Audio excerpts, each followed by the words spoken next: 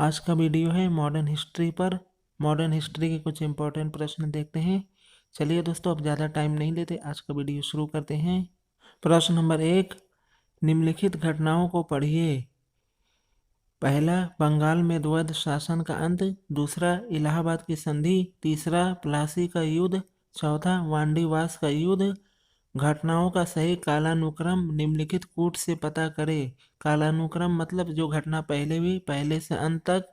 Option A 3 4 2 1, option B 1 2 3 4, option C 2 3 4 1, option D 4 3 2 1। सबसे पहले आपका हुआ प्लासी का युद्ध, ये हुआ 1757। फिर वांडेवास का युद्ध 1760।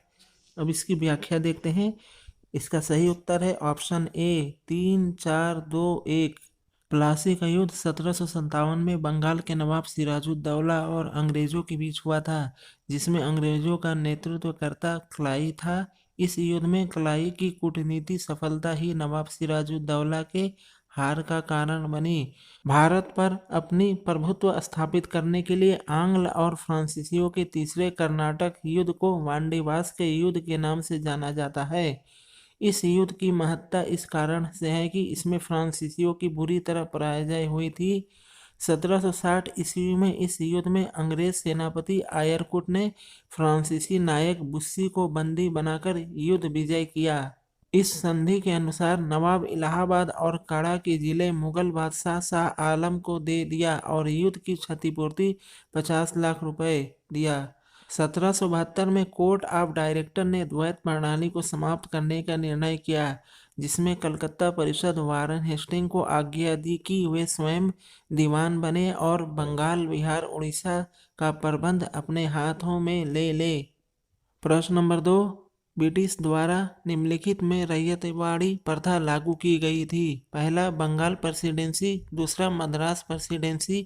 तीसरा, बम्बई प्रेसिडेंसी। चौथा, बम्बई एवं मद्रास प्रेसिडेंसी। इसका उत्तर है ऑप्शन डी, बम्बई एवं मद्रास प्रेसिडेंसी। आप देख सकते हैं ये प्रश्न कितना इंपॉर्टेंट है, कितनी दफ़ा रिपीट हुआ है एग्जाम में। प्रश्न, सूची 1 को सूची 2 से सुमेलित कीजिए और निम्नलिखित कूट से सही उत्तर चुनिए। सूची 1, जोनाथन डंकन, महालवाड़ी बंदोबस्त। टॉमस मुनरो, बंगाल का स्थायी बंदोबस्त। कार्नेवालिस, रैयतवाड़ी बंदोबस्त। हाल्ट मैकेंजी, बनारस का अस्थायी बंदोबस्त। अब इसका मिलान करते हैं। जोनाथन डंकन, बनारस का स्थायी बंदोबस्त। टॉमस मुनरो, रैयतवाड़ी बंदोबस्त। कार्निवालिस, बंगाल का अस्थायी बंदोबस्त। हाल्ट मैकेंजी, महालवाड़ी बंदोबस्त। यानी इसका सही उत्तर है ऑप्शन ए 4 3 2 1। अब इसकी व्याख्या देखते हैं। अंग्रेजों ने भारत में 3 प्रकार की भू राजस्व पद्धतियां अपनाई। अस्थायी जमींदारी लॉर्ड कार्निवालिस के समय में शुरू हुई और यह बंगाल, बिहार, उड़ीसा, यूपी के बनारस खंड, उत्तरी कर्नाटक में अपनाई गई तथा लगभग संपूर्ण अंग्रेजी भारत की 19% भूमि इसके अधीन शामिल हुई। इस अस्थायी बंदोबस्त को बनारस प्रखंड में लागू करने का काम जोनाथन डंकन ने किया। इसमें जमींदार को भूमि का स्वामी समझा जाता था। महालवाड़ी पद्धति के अनुसार भूमि कर की इकाई कृषक का खेत नहीं अपितु महल जागीर का एक भाग होता था। भूमि समस्त ग्राम सभा की सम्मिलित रूप से होती थी। प्रणाली यूपी, मध्य प्रांत तथा पंजाब में लागू की गई। इसके अंतर्गत 30% भूमि आई। इसके प्रणेता बोर्ड ऑफ कमिश्नर्स के सचिव लॉर्ड मैकेंजी थे। टॉमस मुनरो जो मद्रास का गवर्नर था, कुल उपज का तीसरा भाग भूमि का आधार माना और मद्रास में रैयतवाड़ी पद्धति का जन्मदाता बना। रैयतवाड़ी मद्रास के अतिरिक्त बम्बई, जहां एल्फिंस्टन को इसका जन्मदाता माना जाता है, में भी अपनाया गया।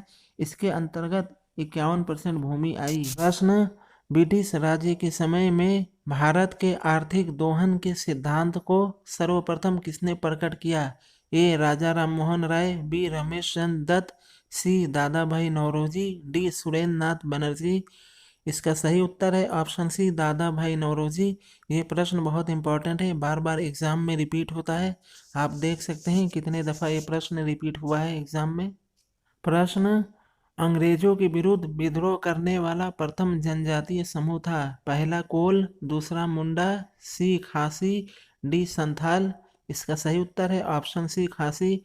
कोल विद्रोह 1831 से 33 के बीच हुआ। मुंडा विद्रोह 1893 से 1900। खांसी विद्रोह 1829 से 1833। संथाल विद्रोह 1855 से 56 में हुआ।